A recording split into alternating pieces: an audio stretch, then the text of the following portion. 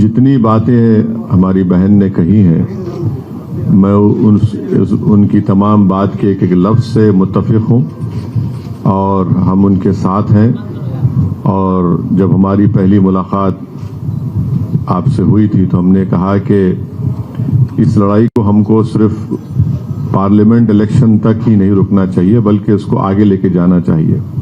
तो हमको उम्मीद है कि इंशाअल्लाह ताला ये जो पीडीएम बना है सामाजिक न्याय के बारे में, उसको हम उसके साथ रहेंगे मयम पार्टी, और हम लोग इसको आगे लेकर जाएंगे। और मुझे यकीन है कि उत्तर प्रदेश की जनता इस पीडीएम का साथ देगी। सवाल ये है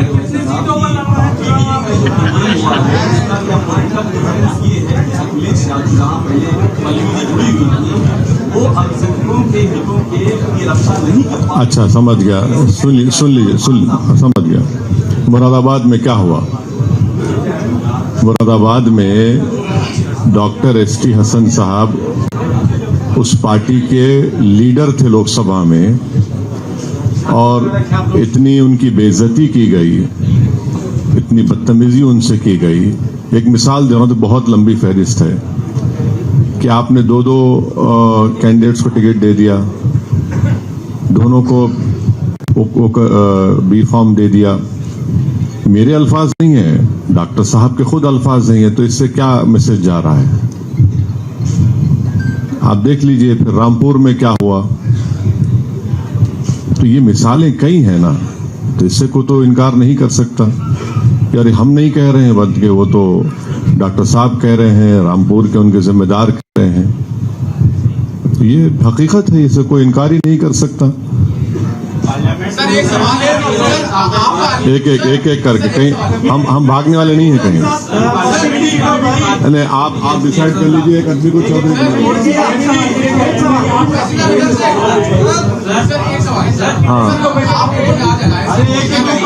आपका अलायंस उत्तर प्रदेश में है और कितनी सीटों पे लड़ेगा, और इसमें देरी क्यों हुई? जैसे पहले चरण का नॉमिनेशन खत्म हो चुका, उसमें कई मुस्लिम डोमिनेटेड सीट्स थी, जिसको लेके आपका जो अलायंस में पीडीएम का जिक्र हुआ है, और वहाँ पे जो वाली सीट्स तो निकल चुकी, तो अभी आगे का क्या समीकरण है? पहले सीटें कितनी है? नहीं साहब, सिर्फ एम क्यों कर रहे हो? पीडीएम है ना ये।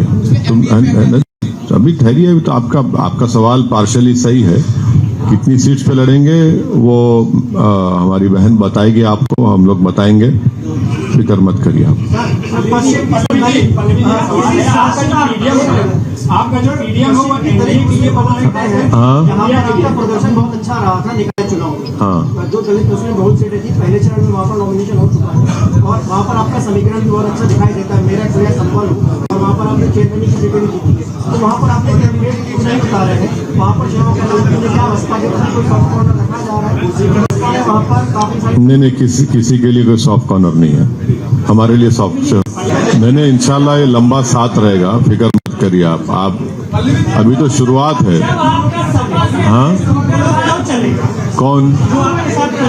हाँ, मैं अपनी बात कर सकता हूँ ना, मैं दूसरों की तो बात नहीं कर सकता। सर स्वामी मौर्य और मायावती से भी कुछ बात करेंगे, वो भी पिछड़ा दलित की बात करते हैं। कोई संपर्क हुआ है आपका? नाराज है इंडिया गठबंधन? आज ही लेटर लिखा है। नहीं, हम देखिए, अगर कोई इसमें आना चाहता है तो बहुत वेलकम है उनका, कोई क्यों रोकेंगे? तो आना चाहता है तो वेलकम है उनका। कोई अगड़ा आना चाहता है तो सर इसको मीडिया में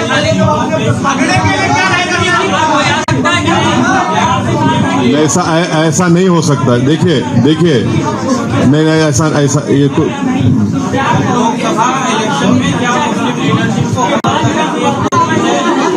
भाई साहब, आप लोग अपने आप में एक डिसाइड कर लीजिए कि कौन कब पूछेगा, तो आसानी से होगी। आसानी? अरे एक नहीं 10 लेंगे, मगर आप जिम्मेदारी ले लीजिए। आप किसी और को दीजिए, अपना क्यों? बोलिए, आप ही जिम्मेदारी लीजिए। सर आपको कहा जाता है जब पार्टी बुलाते हैं, वोट काटते हैं, हाँ, पार्टी की तरफ काम चलेगा उत्तर प्रदेश में, क्योंकि पीडीएम लड़ता है तो इसका फायदा एनडीए को मिलेगा, ना कि आपको तो बहुत ज्यादा फायदा मिलने वाला नहीं है। तो पार्टी की तरफ आप काम करेंगे। अच्छा, तो 2022 के असेंबली के इलेक्शन में 90% मुसलमानों ने वोट दिया, और क्या नतीजा निकला? 90%। क्या हुआ? कितना फीसदी?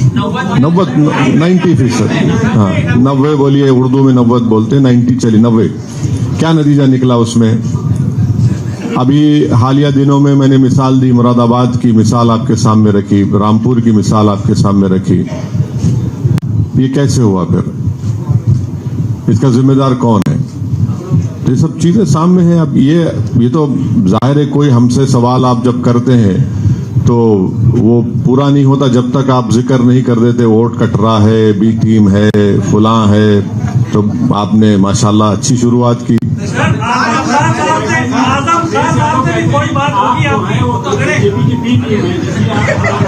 हाँ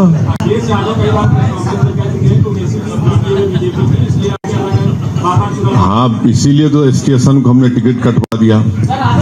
इसीलिए तो हमने रामपुर में गड़बड़ कर दी। हम ही जिम्मेदार हैं, वो सही कह रहे हैं। तो जितना सब कुछ हो रहा है हम जिम्मेदार हैं उसके। वो बिल्कुल जिम्मेदारी नहीं है ना, वो उनसे गलती हो ही नहीं सकती।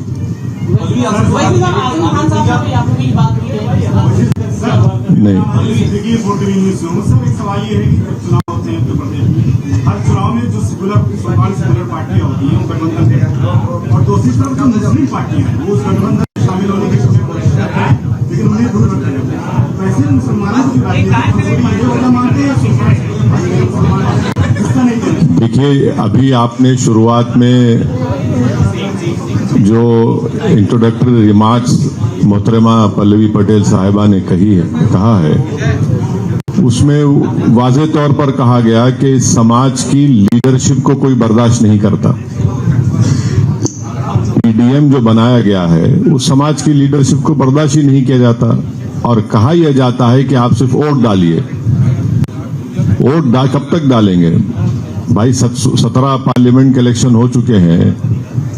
आप सिर्फ वोट डालने वाले बनेंगे? वोट लेने वाले बनना पड़ेगा, लीडरशिप बनाना पड़ेगा आपको। और ये जो आप बात कर रहे हैं ना, बीजेपी भारत की राजनीति से मुसलमानों को इनविजिबलाइज कर चुकी है, ये हकीकत है। और वही ये लोग कोशिश कर रहे हैं कि सिर्फ वोट डालिए, दिखिए मत आप। ये क्या बात है? हम कैसे वोट डालने वाले बनेंगे और आप वोट ले लेंगे, उसके बाद आप भूल जाएंगे हमको? तो ये बिल्कुल सच्चाई है। इसीलिए हमारी कोशिश है, और ये तमाम ये जो मिथ क्रिएट किए ये लोग, इसको हम तोड़ेंगे। ओवैसी साहब, सवाल ये है, आप बहुत लोकप्रिय है मुसलमानों में। रामपुर, मुरादाबाद कई ऐसी सीटें हैं जहाँ मुसलमान आपको अकेले जिता सकते हैं, तो आप हैदराबाद छोड़ के यूपी से चुनाव क्यों नहीं लड़ते हैं और ट्राई कर लेते हैं एक बार आप? नहीं, मैं तो आपको कैंडिडेट बनाना चाह रहा हूं। मैं आपको लीडर बनाना चाह रहा हूं। सुनिए, मैं आपसे मुराद आप पर्सनली मत लीजिए। हम यहाँ पर इसलिए आ रहे हैं कि ताकि आप लीडर बने, आपकी लीडरशिप बने।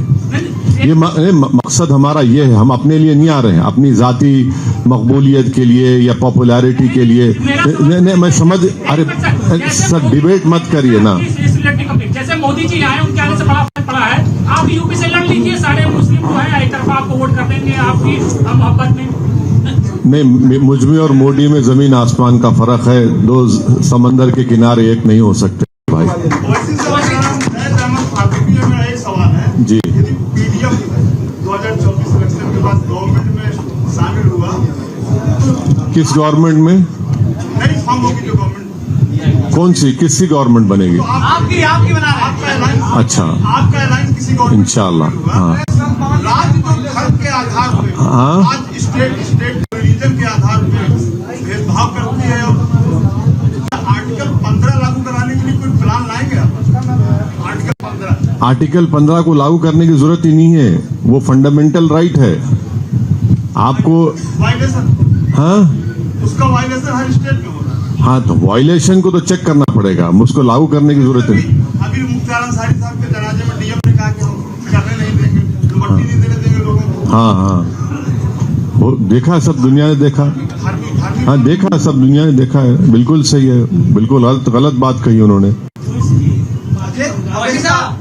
नेक्स्ट क्वेश्चन पूछिए, प्लीज रिपीटेड क्वेश्चन सब पूछिए। जो है मुख्तार के परिवार को टिकट देते हैं, साथ दिखाते हैं, लेकिन जब अंतिम संस्कार होता है तो वो नहीं जाते, कोई सवाल खड़ा नहीं करते, उनका का नाम तक नहीं लेते, उस नाम में ये जो ट्वीट करते हैं उसमें मुख्तार अंसारी का नाम नहीं लिखते वो। आप सही कह रहे हैं, मैं मुत्तफिक हूं, आपकी बात से एग्री करता हूं।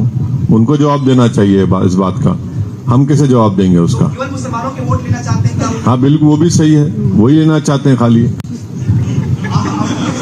बिल्कुल सही है। पार्लियामेंट में जो मुस्लिम लीडरशिप है, जो सांसद है, मुस्लिम सांसद जो बन के जाते हैं वो टिकट नहीं देती है। ऐसे ही अखिलेश यादव की तरफ से जो पश्चिम की मुस्लिम बहुल्य सीटें हैं, जिसमें मेरठ है, मुजफ्फरनगर है और क्या नाम है बिजनौर है, वहाँ से मुस्लिम कैंडिडेट नहीं किए गए। आपको क्या लगता है कि सपा दूसरी राह पर जा रही है, इस राह पर भाजपा उस राह पे क्या, उस राह पे चल पड़ी है, वो उस राह पे चल पड़ी है, बिल्कुल चल पड़ी है। किसी एक मुस्लिम को टिकट दिया गया है जहाँ 400 पार का नारा है, जहाँ पे एक तरफ 400 पार का नारा है लेकिन एक मुस्लिम को टिकट दिया गया है, और दूसरी तरफ इंडिया इतिहास में बड़ी साथ मुसलमानों को कि उनकी लीडरशिप बचेगी, लेकिन यूपी में जिस तरीके से टिकट दिए गए हैं बड़ी मायूसी है। आपने बड़ी लेट कर दी है मुस्लिम कांग्रेस। नहीं, कोई नेक काम की शुरुआत में देरी नहीं हो, देर नहीं बोल सकते। हम पब्लिकली उस परिवार से हम उनको कंडोलेंस दिए हैं, और कल इत्तेफाक से रात में हमारी उनके फर्जन, लायक फर्जन जनाब उमर अंसारी साहब से हमारी बातचीत हुई। जब वो दुख भरी खबर आई उनके इंतकाल की, तो हम फोन लगाए थे उनके बड़े भाई को, अफजाल अंसारी साहब को, मगर बात नहीं हो पाई। तो इंशाल्लाह हम जैसा ही पहला मौका मिलेगा, हमारी नीयत है, कोशिश है कि हम जाकर उनसे पर्सनली मिले और उनको कंडोलेंसेस दें, ताज़ियत पेश करें। क्या उन्होंने कहा कि गरीबों का मसीहा मुख्तार अंसारी को, जबकि वो योगी सरकार में है, और ये भी कहा कि क्रांतिकारी, ये उनका बयान है कि आप इससे, अंग्रेजी में इसको कहते हैं फ्रॉइडन स्लिप। तो दिल की बात जुबान पे लाना पड़ता, सच्चाई को छुपा के नहीं रख सकते आप।